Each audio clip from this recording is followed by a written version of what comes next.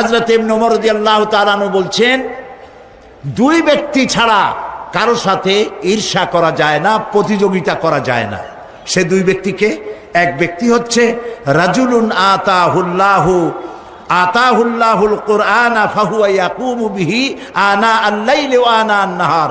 আল্লাহ যাকে কোরআনের ইলম দিয়েছেন এবং সেই কোরআনের ইলম দিয়ে নিজেকে প্রস্তুত করেছে, এই কোরআনের দাওয়াত মানুষকে দেয় এবং কোরআন প্রতিষ্ঠার আন্দোলনে নিজেকে শরীক করেছে, তার সাথে হাসাদ করা যায় যে আমি ওর মতো হইলাম না কেন, ওর মতো আমার হওয়া উচিত। আরেক ব্যক্তি হচ্ছে ওয়ারাজুলুন আতাহুল্লাহু মালান ফাহুয়া ইউনফিকু মিনহু আনা আল-লাইল ওয়া আনা আন-নাহার। আর যে ব্যক্তিকে আল্লাহ পাক ধন সম্পদ দান করেছেন, এই ধন সম্পদ দিয়ে সে আল্লাহর দ্বীনকে প্রচার করার জন্য আল্লাহর রাস্তায় খরচ করতেছে, তার মতো হওয়ার জন্য প্রতিযোগিতা করা যায়, তার মতো হওয়ার জন্য প্রচেষ্টা করা যায়, হাসাদ করা যায় তার সাথেও।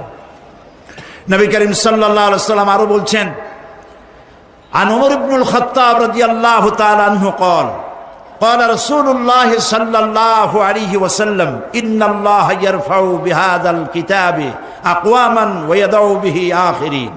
আল্লাহ তাআলা এই কোরআনের কারণেই, এই কোরআন দিয়েই কোন জাতিকে আল্লাহ তাআলা উন্নত করেন, আবার এই কোরআনের কারণেই কাউকে অধপাতিত করেন।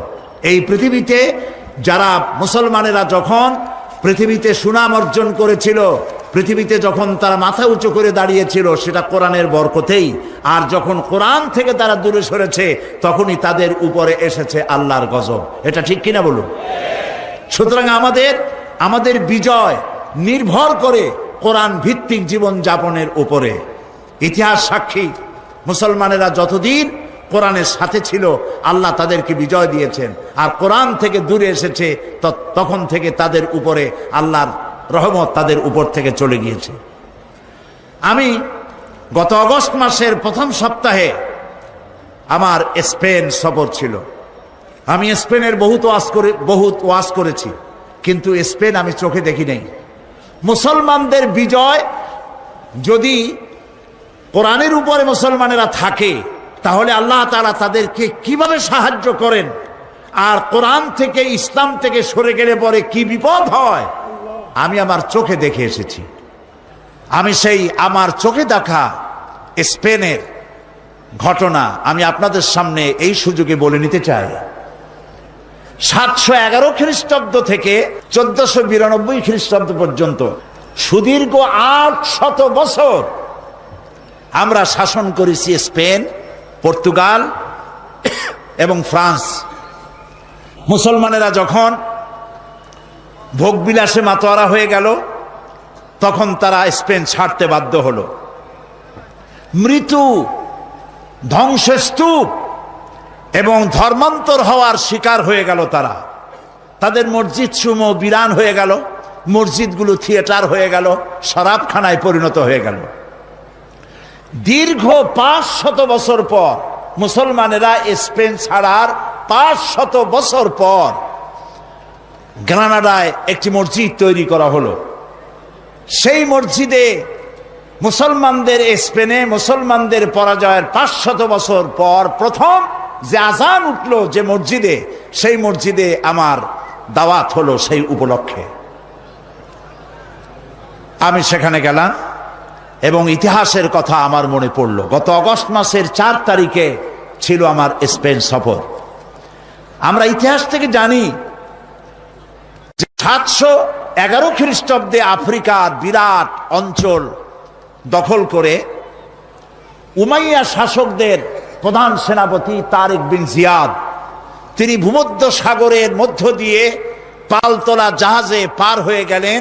ভূমধ্য সাগর পাড়ি দিয়ে স্পেনের তটরেখায় গিয়ে পৌঁছলেন, যেটাকে বলা হয় জিব্রাল্টার তারা বলে, আসলে নামটা হলো জাবালুত তারিক।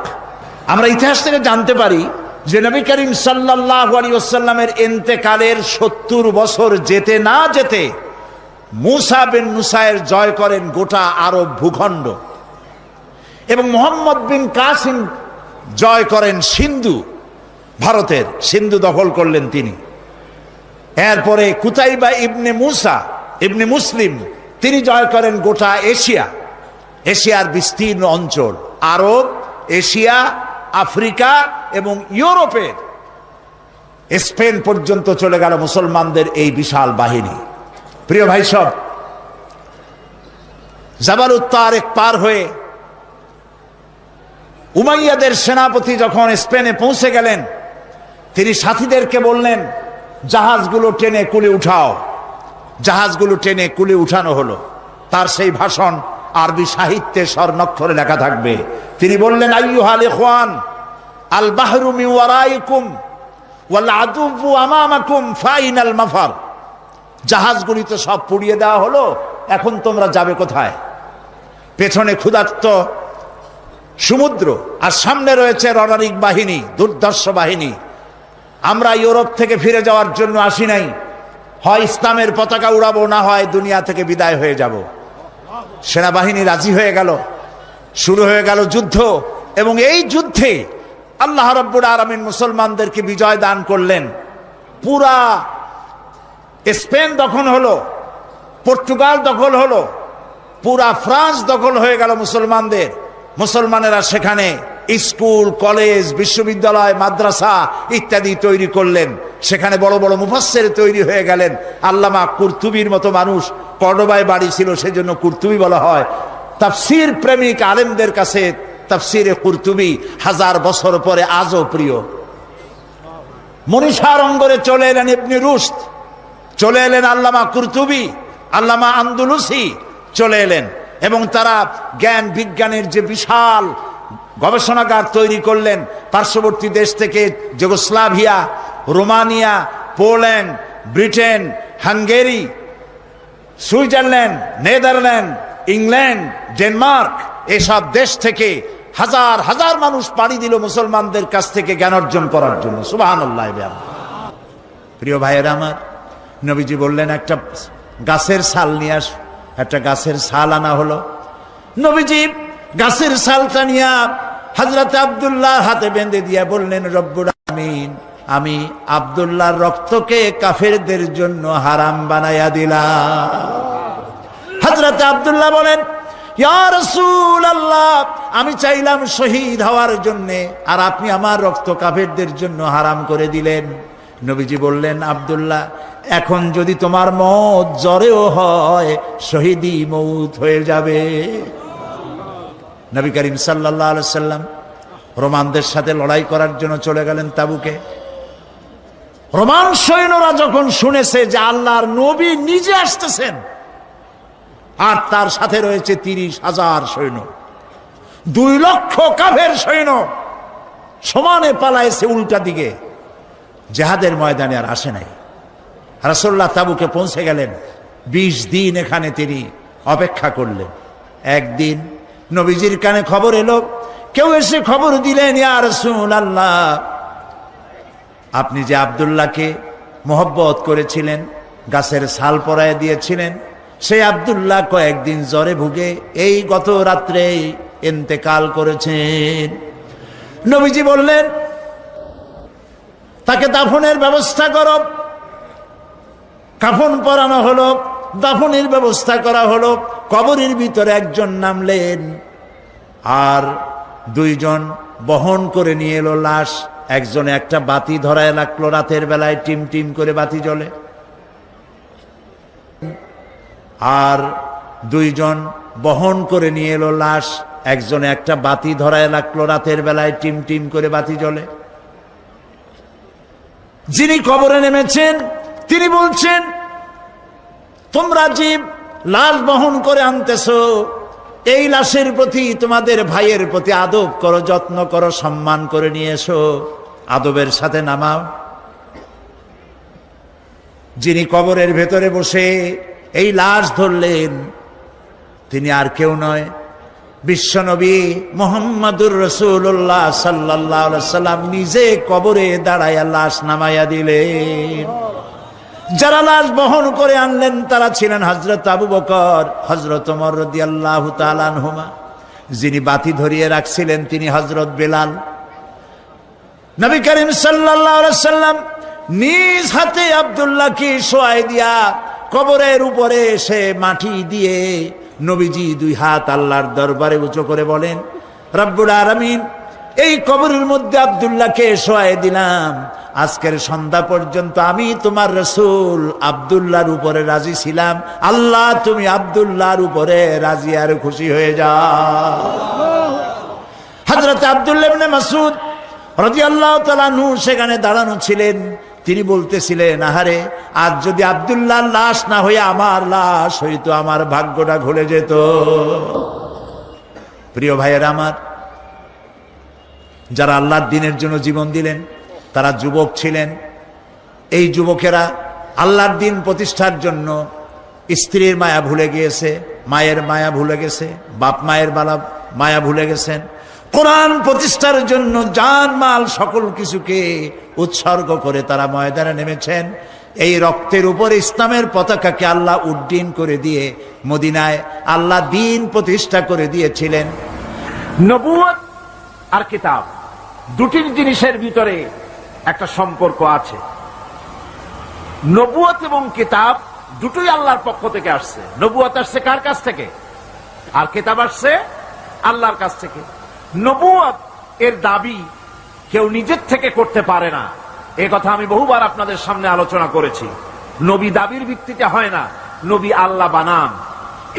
ইলেকশন করে, নির্বাচন করে এমপি বানানো যায়, মন্ত্রী বানানো যায়, প্রেসিডেন্ট বানানো যায়, চেয়ারম্যান বানানো যায়, মেম্বার বানানো যায়, কিন্তু ইলেকশন করে নবী বানানো যায় না।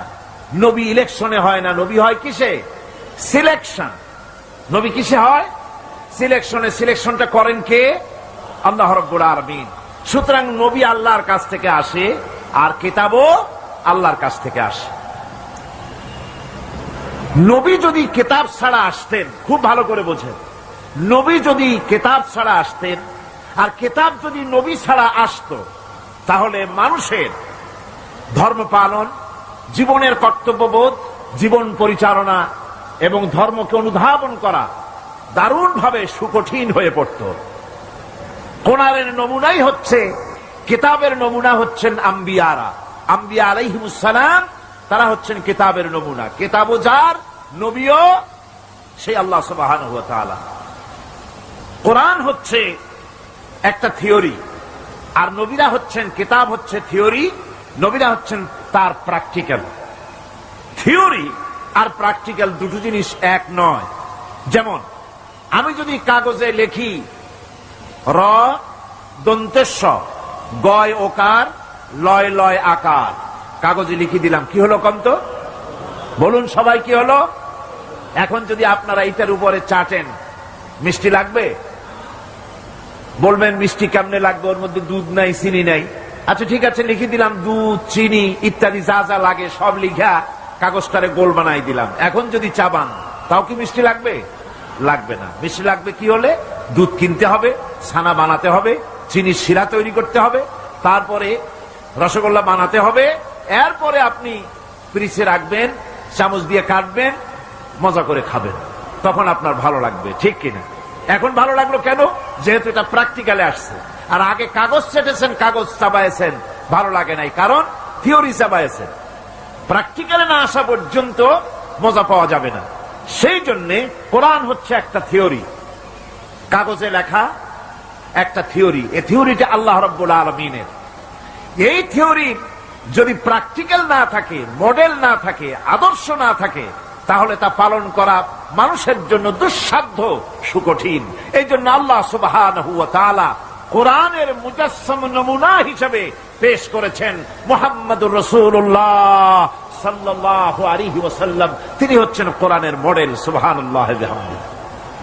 যার জন্য তিনি স্পষ্ট করে বলতে পেরেছেন যে কথা কেউ বলতে সাহস পায়নি, যে কথা নবী বলেছেন। আল্লাহর নবী বলেছেন, ও আমার সাহাবীরা, দিনের আলোতে তোমরা আমার ভিতরে যা দেখতে পাও, রাতের বেলায় আমার ভিতরে তোমরা যা দেখতে পাও।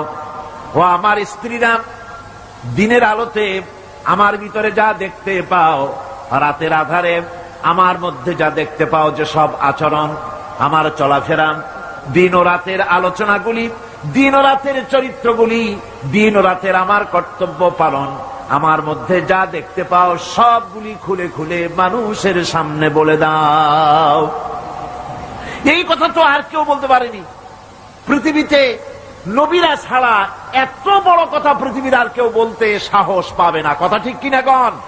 জোরে বলেন, পারবে বলতে? যত বড়ই মুহাদ্দিস হোক, মাওলানা হোক, খাজা বাবা হোক, নামের আগে যতই 5 হাত লম্বা ডিগ্রি লাগান না কেন, কাগজে যখন নাম লেখে হুঁশ থাকে না। কত যে লেখে, কি যে লিখে, শুধু নামের সামনে আলাইহিস সালাম টুক বাদ রাখে। হ্যাঁ, সব লিখে আবেগের ঠেলায় অস্থির হয়ে যায়।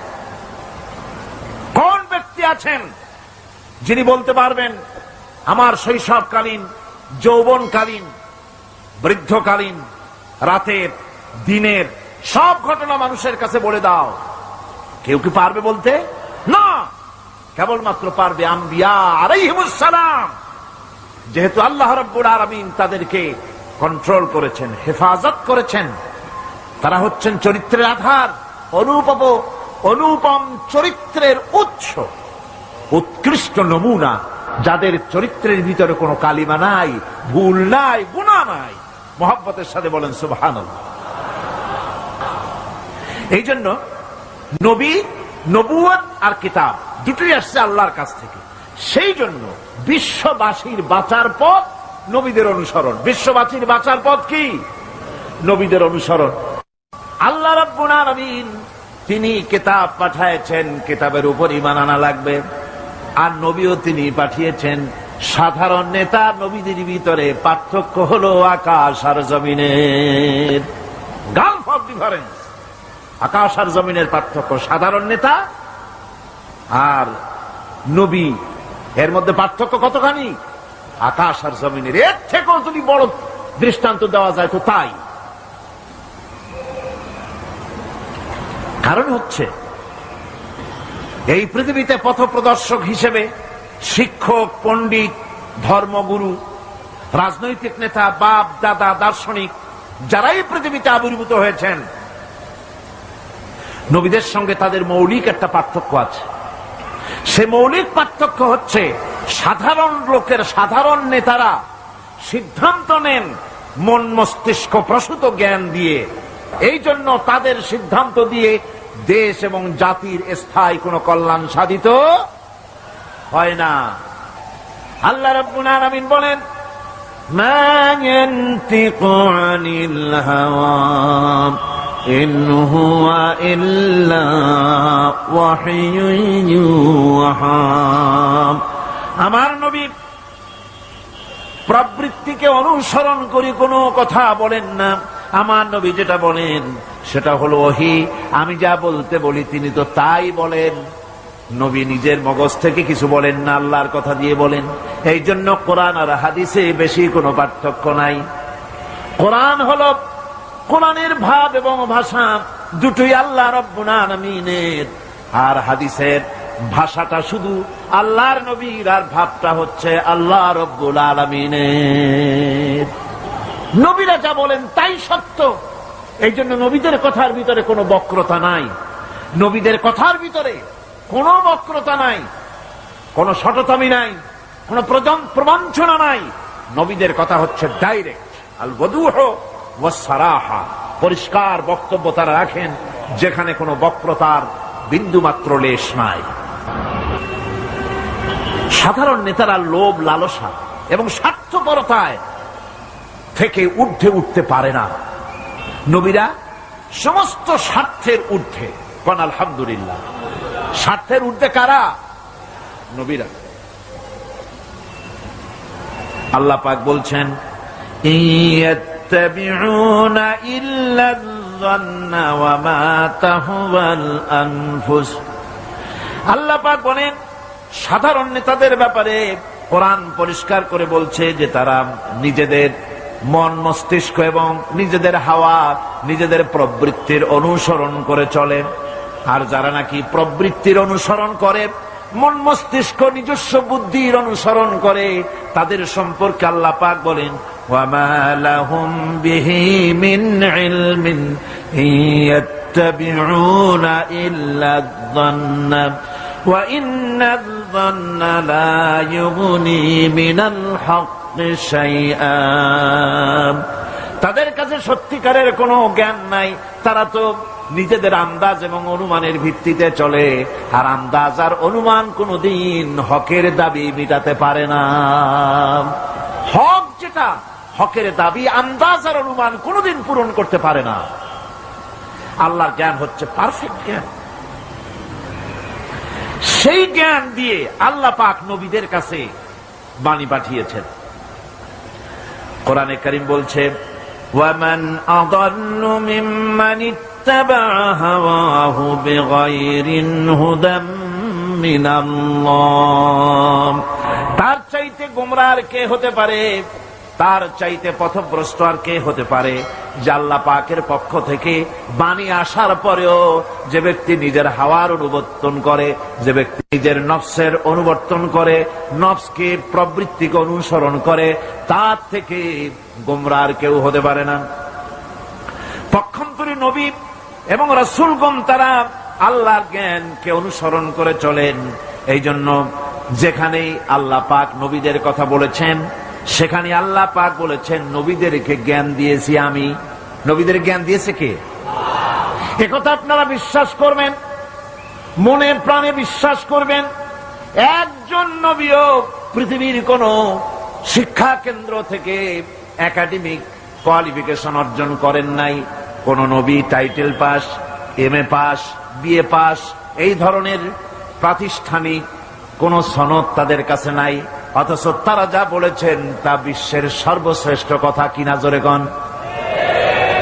আপনার আমার নবী জনাবে মুহাম্মদুর রাসূলুল্লাহ সাল্লাল্লাহু আলাইহি ওয়াসাল্লাম জীবনেও তিনি লিখতে জানেন নাই, পড়তে জানেন না, সই করতে জানেন না, নিজের নামটা কেমনে লিখবেন তাও তিনি জানেন না।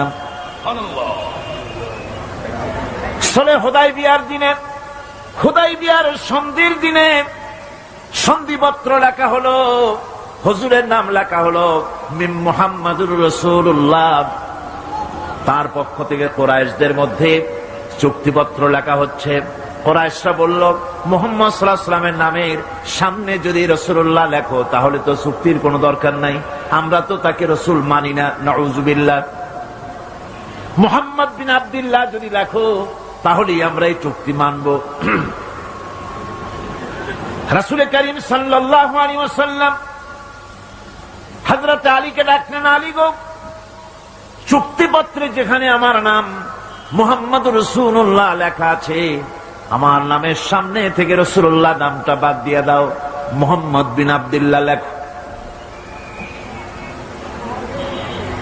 হযরত আলী বলছেন, ইয়া রাসূলুল্লাহ, সারা জীবন আপনার গোলামি করেছি, যা বলেছেন তাই শুনেছি, জীবনটাও আপনার জন্য দেওয়ার জন্য প্রস্তুত আছি, ভবিষ্যতেও যত কথা বলবেন সব মাথা পেতে মেনে নেব, কিন্তু আজকের এই হুকুম আমার পক্ষে মানা সম্ভব হবে না।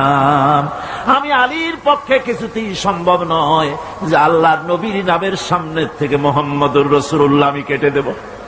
রাসূলুল্লাহ শব্দ আমি কাটতে পারবো না, এটা আমার পক্ষে সম্ভব নয়। নবীজি বললেন, আলী, কোন জায়গায় রাসূলুল্লাহ লেখা আমারে দেখো, আমি কেটে দিই। আমার বন্ধুগণ, নাম লিখতে জানেন না, সই করতে পারেন না, পড়তে জানেন না, তিনি বলতেছেন, ইন্নামা বুইসতু মুআল্লিমান, আমি পৃথিবীতে প্রেরিত হয়েছি শুধুমাত্র শিক্ষক হিসেবে দুনিয়ায় এসেছি। সুবহানাল্লাহ।